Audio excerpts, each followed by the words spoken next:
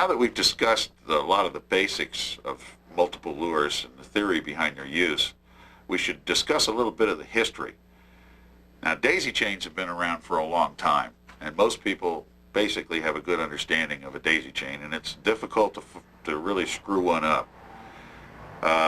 It's the spreader bars that are new to most people, and that's where we should get into history, because there's some important things that you should know about them. The original spreader bar was what you see here. This is a giant tuna bar.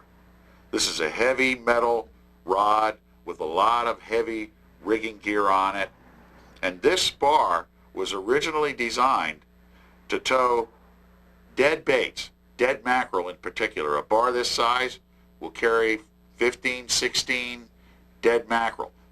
That's why it's so stiff and heavy. It's meant for fishing for giant tuna. Now, there are people around who are trying to make modern day spreader bars out of these things, and that is a big, big mistake. Number one, the first reason for that is a spreader bar is a lot like a kite, in that the squids that you rig on it, or whatever you rig on it, they act like the tail of a kite.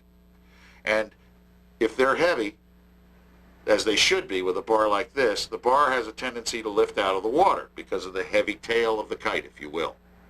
If you try to rig hollow squids on them, the bar wants to dig in the water because the tail is too light. Then what happens is the bar starts to spin and twist, and the next thing you know, you have horrible tangles. These things tangle something awful. See what happened with it? Well, the stuff gets wrapped around and gets hooked up. And that's what really makes them, well, you see what it does. A picture's worth 1,000 words, they say. There it is.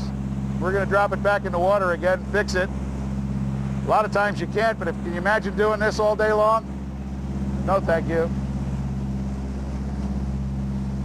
As a matter of fact, about 15 years ago, people tried putting some lighter things on the back of these giant tuna bars, and the tangles alone killed spreader bars for about 15 years just because of the horrible mess it was caused by using a giant tuna bar and trying to make a modern, light, high-speed spreader bar out of it.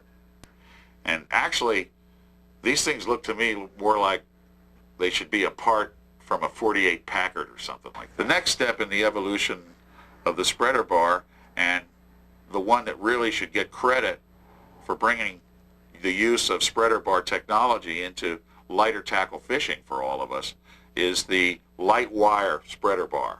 Now, it is a very, very light wire, and its advantage was, though, like the tail of the kite, the bar is lighter so that the hollow squids that we troll properly. It does have flex in it, which helps make the pod look natural. But the problem with this type of bar is, number one, it has a greater tendency to tangle than the more modern bars. But the worst problem with this type of bar, because it's made out of metal, if it's trolled quickly, it has a tendency to do this, which is what Hawaiian fishermen call tacoing. In other words, if you troll it at high speed, or if a fish really rips it through the water, it'll fold up on you. That could actually cause a kink and a break. But once again, this kind of bar does deserve an awful lot of credit because it got spreader bar technology and multiple lure technology into the hands of the light tackle fishermen.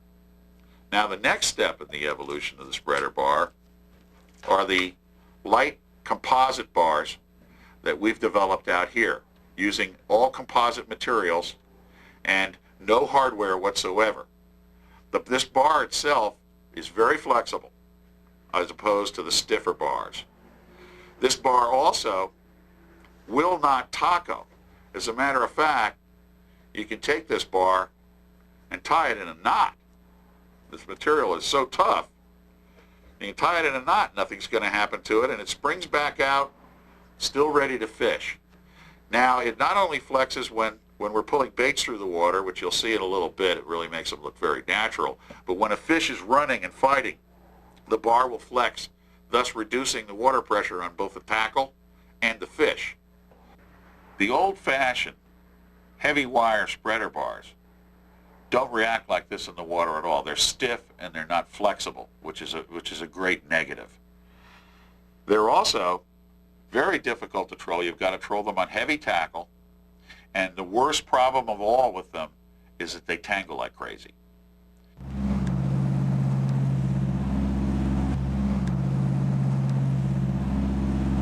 So we're trying to show how the old-fashioned giant tuna spreader bar is not a modern spreader bar. You can see what a tangled, the way it's jerking around all over the place, just creating a big mess and running bad. And even when it does run straight, there's no flexibility, so it just runs out of control.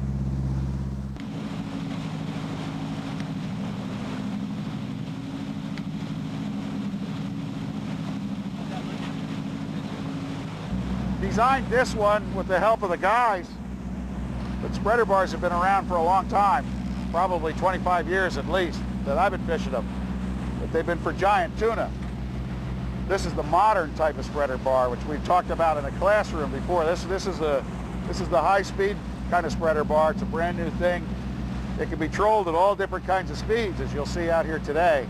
High speed, low speed, in between. Because of the hollow squids and the flexible bar design, you've been watching them run, the bar design makes the pod act like a live, living pod of bait fish. Spreading out, coming in tight when they're scared, darting around. Really fantastic, as you can see for yourself out here. The first time most people see a spreader bar in the water, two thoughts enter their mind. Wow, they look good, but boy, they must really tangle.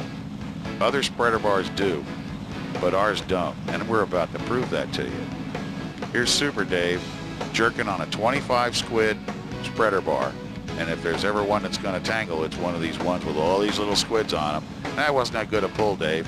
Come on, really jerk on it. Looks like we're trying to fool people. There you go. That's a disaster. No way it's going to come up right. Perfect. Do it again, Dave. All right. Big mess in the water. Up comes the bar. Swimming perfect. He's going to do another big job on it. So that any concern you may have about a spreader bar tangling on you, if you're fishing with ours, and I know it sounds like a commercial, but the truth is, you're seeing it with your own eyes. Ours just don't tangle. I've never seen them do it. Here's Dave holding up the bar. Take a look at that thing. Should tangle. Doesn't. Just like all the rest of them.